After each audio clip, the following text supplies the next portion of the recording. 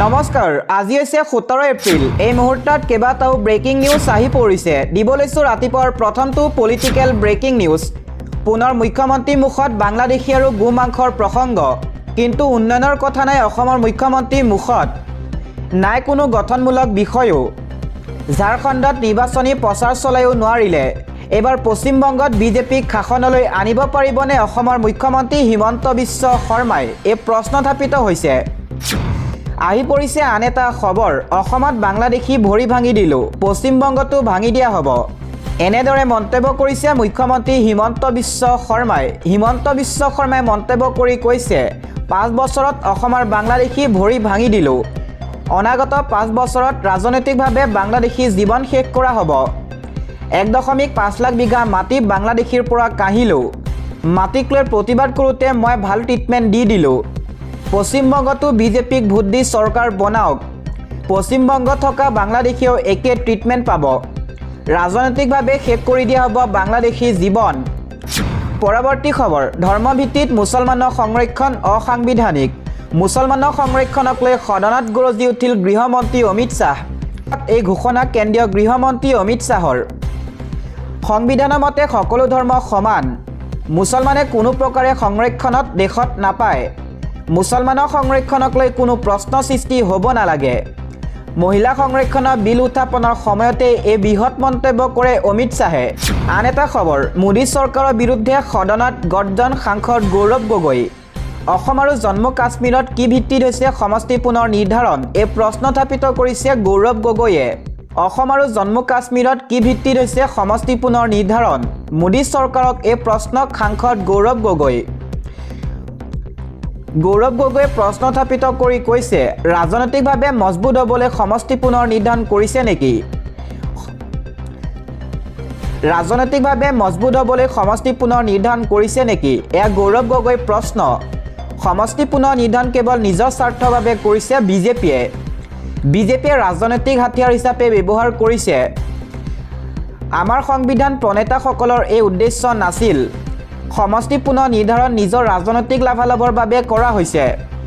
চৰকাৰে লোকসভাৰ আসন 115 কৰিব বিচাৰিছে। পিছে এই সংখ্যা ক'ৰ পৰা আহিল?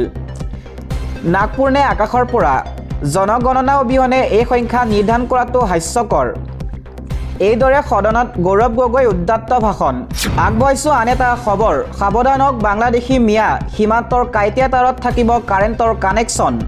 সীমান্তৰ কাঁইটীয়া তাঁৰ পাৰ হৈ আহিব নোৱাৰিব বাংলাদেশী। এটাও বাংলাদেশী অসম পশ্চিমবংগলৈ আহিব নোৱাৰিব। এই ডাঙৰ ঘোষণা কৰিছে মুখ্যমন্ত্ৰী হিমন্ত বিশ্ব শৰ্মাই। সীমান্তৰ কাঁইটীয়া তাঁৰত থাকিব কাৰেণ্টৰ কানেকশ্যন। বাংলাদেশী মিয়াক সতৰ্ক কৰি এই ঘোষণা হিমন্ত বিশ্ব শৰ্মাৰ। বাংলাদেশী মিয়াক লাথ মাৰি খেদিম, কাঁইটীয়া তাঁৰত কাৰেণ্ট লগাই দিম। কোনোবা আহিলেই সীমান্ততে শেষ হৈ যাব। এটাও বাংলাদেশী অসম পশ্চিমবংগলৈ আহিব নোৱাৰিব। এই ডাঙৰ ঘোষণা কৰিছে মুখ্যমন্ত্ৰী হিমন্ত বিশ্ব শৰ্মাই। দিব লৈছোঁ আন এটা খবৰ, বিহুৰ পিছতে গৰমে দহিব ৰাজ্যবাসীক, ভংগ হ'ব সৰ্বকালৰ অভিলেখ। বিহুৰ পিছতে বতৰে ৰাজ্যত হঠাৎ সলাব ৰূপ। ইতিমধ্যে ভংগ হ'ব তাপমাত্ৰাৰ পূৰ্বৰ সকলো অভিলেখ। ইতিমধ্যে দক্ষিণ ভাৰতত গ্ৰীষ্ম প্ৰবাহৰ ভয়ংকৰ ৰূপ। মহাৰাষ্ট্ৰ, কেৰালাত এপ্ৰিলতে ভয়াৱহ গ্ৰীষ্ম প্ৰবাহ। 44.2 ডিগ্ৰী পৰ্যন্ত বৃদ্ধি পাইছে তাপমাত্ৰা। হিট ষ্ট্ৰোকত আক্ৰান্ত হৈ 17ৰো অধিক। দক্ষিণ পূব ভাৰতত গ্ৰীষ্ম প্ৰবাহ আহি আছে উত্তৰ পূবলৈ। ৰাজ্যত বৰ্তমানেও সন্তোষজনক বতৰৰ তাপমাত্ৰা। ৰাজ্যত প্ৰচণ্ড গ্ৰীষ্ম প্ৰবাহৰ ভৱিষ্যতবাণী দিছে জ্যোতিষীয়েও। আহি পৰিছে আন এটা পলিটিকেল ব্ৰেকিং নিউজ, নিজৰ পাছপৰ্ট ৰাজহুৱা কৰিবলৈ সাহস আছেনে? ৰাহুল গান্ধীক এনেদৰে অপেন চেলেঞ্জ হিমন্ত বিশ্ব শৰ্মাৰ। ৰাহুল গান্ধী ভগৱান নহয়, মনত ৰাখক। নিজৰ পাছপৰ্ট দেখুৱাবলৈ সাহস আছেনে ৰাহুল গান্ধীৰ? এইদৰে প্ৰশ্ন উত্থাপিত কৰিছে মুখ্যমন্ত্ৰী হিমন্ত বিশ্ব শৰ্মাই। ৰাহুল গান্ধী কি কি দেশত গৈছিল ৰাজহুৱা কৰক। মোৰ পত্নী আৰু মোৰ পাছপৰ্ট জনতাৰ সন্মুখত দেখুৱাই দিম। কিন্তু ৰাহুল গান্ধী পাছপৰ্ট ৰাজহুৱা কৰিবলৈ সাহস আছেনে? এই প্ৰশ্ন উত্থাপন কৰে মুখ্যমন্ত্ৰীয়ে। দেশবাসীক ৰাহুল গান্ধীয়ে জনাব পাৰিবনে কি কি দেশ তেওঁ ঘূৰিছে? যিকোনো কথা কোৱাৰ আগতে ৰাহুলে মনত ৰাখক তেওঁ ভগৱান নহয়। ৰাহুল গান্ধীৰ হাতত কি কি ভিজা আছে কোনে জানে? ৰাহুল গান্ধীক এনেদৰে চেলেঞ্জ হিমন্ত বিশ্ব শৰ্মাৰ। ৰাহুল গান্ধী কি দেশত গৈছিল ৰাজহুৱা কৰক। দিব লৈছোঁ আন এটা খবৰ, নিৰাপত্তাৰক্ষীৰ সন্মুখতে এগৰাকী বিজেপি বিধায়কক গোলাগুলকৈ প্ৰহাৰ। নিৰাপত্তাৰক্ষীৰ সন্মুখতে আক্ৰমণ কৰা হৈছে বিধায়কজনক। পশ্চিমবংগত ভয়ংকৰ নিৰ্বাচনী হিংসাৰ ঘটনা সংঘটিত হৈছে। ফালাকাটাৰ বিজেপি বিধায়ক দীপক বৰ্মনক কৰা হৈছে আক্ৰমণ। তৃণমূল কংগ্ৰেছৰ কাৰ্যকৰ্তাই আক্ৰমণ কৰে দীপক বৰ্মনক। কথমপি দৌৰি জীৱন ৰক্ষা বিধায়কগৰাকীৰ। টিএমচি কাৰ্যকৰ্তা আক্ৰমণত গুৰুতৰভাৱে আঘাতপ্ৰাপ্ত হয় বিধায়কগৰাকী। আগবঢ়াইছোঁ আন এটা খবৰ, শীঘ্ৰেই সলনি হ'ব দেশৰ প্ৰধানমন্ত্ৰী। নৰেন্দ্ৰ মোদীয়ে এৰিব লাগিব প্ৰধানমন্ত্ৰীৰ চকী। মাঘ মাহৰ পিছত সলনি হ'ব দেশৰ প্ৰধানমন্ত্ৰী। শাৰীৰিক কষ্ট বৃদ্ধি পাব নৰেন্দ্ৰ মোদীৰ। মানসিকভাৱে কষ্ট বৃদ্ধি পাব প্ৰধানমন্ত্ৰী মোদীৰ। আগন্তুক সময়তো শত্ৰু বৃদ্ধি পাব নৰেন্দ্ৰ মোদীৰ। এই ভৱিষ্যতবাণী বৰপেটা সত্ৰৰ দৈৱজ্ঞ ত্ৰিদীপ দেৱ শৰ্মাৰ। কেতু আৰু শুক্ৰ দশা চলি আছে প্ৰধানমন্ত্ৰী নৰেন্দ্ৰ মোদীৰ। মহিলাৰ পৰা সাৱধানে থাকক প্ৰধানমন্ত্ৰী। মহিলাৰ পৰা বিপদ হ'ব প্ৰধানমন্ত্ৰী মোদীৰ। আগবঢ়াইছোঁ আন এটা political breaking news, Mamata Banerjee দুৰ্গ কঁপাবলৈ অসমৰ পৰা বিজেপিৰ 50জনীয়া দল। বৃহস্পতিবাৰৰ পৰা প্ৰচাৰত নামিব হিমন্ত বিশ্ব শৰ্মাও। কলকাতাৰ বিমানবন্দৰত মিথুন চক্ৰৱৰ্তীৰে বাৰ্তালাপ হিমন্ত বিশ্ব শৰ্মাৰ।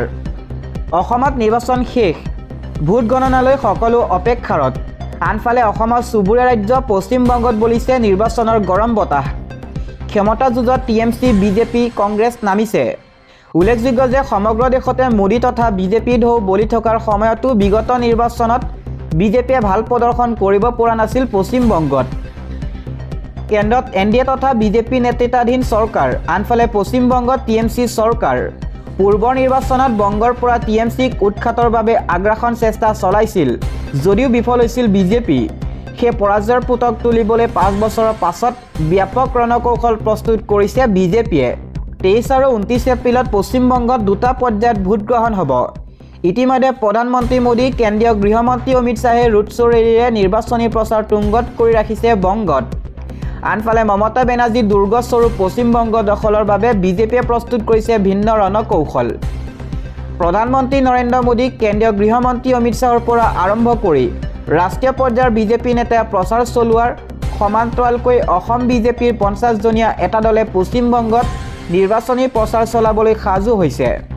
সেই 50জনীয়া ষ্টাৰ কেম্পেইনাৰৰ তালিকাত আছে মুখ্যমন্ত্ৰী হিমন্ত বিশ্ব শৰ্মা, ৰাজ্যিক বিজেপিৰ সভাপতি দিলীপ শইকীয়া, মন্ত্ৰী পীযুষ হাজৰিকা, জয়ন্ত মল্ল বৰুৱা, অশোক সিংহল, বিমল বৰা, ৰঞ্জিত কুমাৰ দাস, ৰণোজ পেগু, বিজেপি নেতা ভূপেন বৰা, প্ৰদ্যুৎ বৰদলৈ আদি।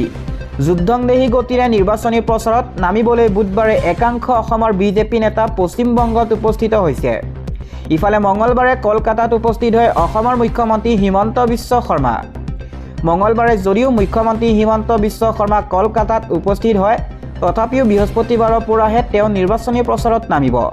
নিৰ্বাচনী প্ৰচাৰত নমাৰ পূৰ্বে অৰ্থাৎ বুধবাৰে কলকাতাৰ পৰা উৰিষ্যালৈ উৰা মাৰে মুখ্যমন্ত্ৰী শৰ্মা। ইফালে উৰিষ্যা অভিমুখী মুখ্যমন্ত্ৰীয়ে কলকাতা নেতাজী সুভাষ চন্দ্ৰ বসু বিমানবন্দৰত বংগ বিজেপি জ্যেষ্ঠ নেতা তথা অভিনেতা মিথুন চক্ৰৱৰ্তীক সাক্ষাৎ কৰে। এই সন্দৰ্ভত মন্তব্য দিয়াৰ পৰা বিৰত থাকে মুখ্যমন্ত্ৰী শৰ্মা।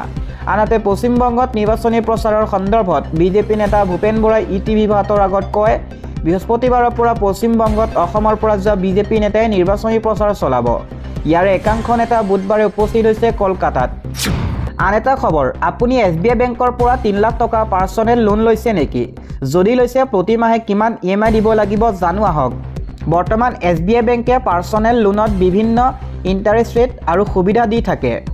এই লোনত সাধাৰণতে ঋণৰ পৰিমাণ 25,000 টকাৰ পৰা 20 লাখ টকা পৰ্যন্ত লোৱা যায় আৰু সুদৰ হাৰ প্ৰায় অৰ্থাৎ ইণ্টাৰেষ্ট ৰেট 11.15% পৰা 14.30% পৰ্যন্ত হ'ব পাৰে, যিয়ে আপোনাৰ ক্ৰেডিট প্ৰফাইল আৰু অন্যান্য চৰ্ত অনুসৰি কম বেছি হ'ব পাৰে। লোন ল'লেই নহ'ব, সময়ত সুদ কৰিবও লাগিব। EMIৰ টকা বাঢ়ি থাকিলে দিব লাগিব অত্যাধিক সুদ অৰ্থাৎ ইণ্টাৰেষ্ট। ইয়াৰ উপৰি পাৰ্চনেল লোনত সুদৰ হাৰো বেছি অৰ্থাৎ ইণ্টাৰেষ্ট ৰেটো বেছি। সেয়ে লোন লোৱাৰ পূৰ্বে সকলো দিশ ভালদৰে খুঁটি নাটি চোৱাৰ প্ৰয়োজনীয়তা আছে। 21 পৰা 58 বছৰ বয়সীয়া চাকৰিয়ালে পাৰ্চনেল লোনৰ বাবে আবেদন কৰিব পাৰে। সেলফ এমপ্লয়েডসকলৰ বাবে বয়স সীমা হৈছে 65 বছৰ পৰ্যন্ত। মাহিলী আয় ন্যূনতম অৰ্থাৎ মাহিলী ইনকাম 15,000 টকা হ'ব পাৰে। চাকৰিয়ালে কৰ্মপক্ষেও 1 বছৰৰ কামৰ অভিজ্ঞতা থকা বাধ্যতামূলক। EMI হিচাপ সহজভাৱে কেনেকৈ কৰিব? SBI বা অন্যান্য EMI কেলকুলেটৰ ব্যৱহাৰ কৰিলে আপুনি নিজৰ বাবে নিৰ্দিষ্ট সুদ অৰ্থাৎ ইণ্টাৰেষ্ট আৰু ম্যাদৰ অনুসৰি EMI হিচাপ সহজভাৱে কৰিব পাৰে।